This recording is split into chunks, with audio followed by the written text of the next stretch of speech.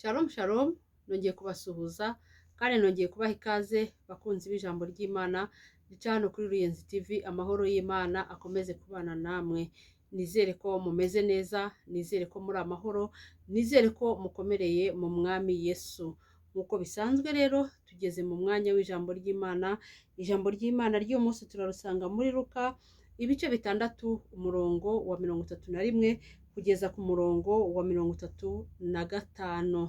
Ijambo rirambwiye rero ngo kandi uko mushaka ko abantu babagirira aba ariko mubagirira namwe. Nimukunda ababakunda muzashimwa n'iki? Abanyabyaha nabo bakunda ababakunda. Kandi nimugirira neza nimubagirira neza abayibagirira muzashimwa iki? Abanyabyaha nabo niko bakora. Kandi nimuguriza abo mutegereza ko bazabaguriza muzashimwa n'iki? Abanyabyaha nabo niko baguriza abandi banyabyaha, kugira ngo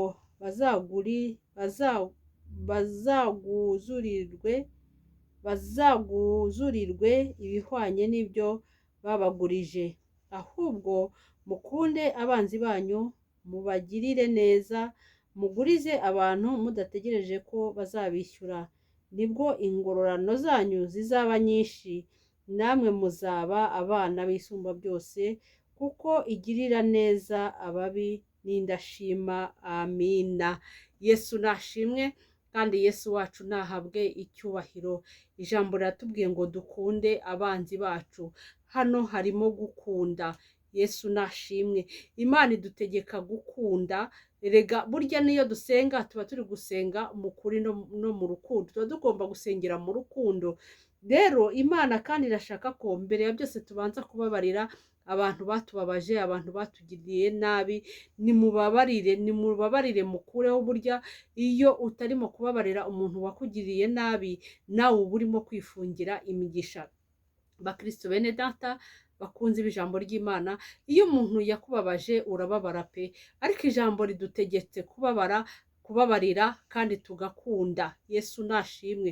Nimureke dukunde abanzi bacu, nimureke dukunde abatugiriye nabi, nimureke dukundane, kuko nta muntu uzajya mu ijuru adafite urukundo. Rero Imana iratubwira gukundana, kugira urukundo. Buriya udafite urukundo nta kintu, niyo wasenga bimeze gute, ntabwo iryo sengesho Imana yaryumva.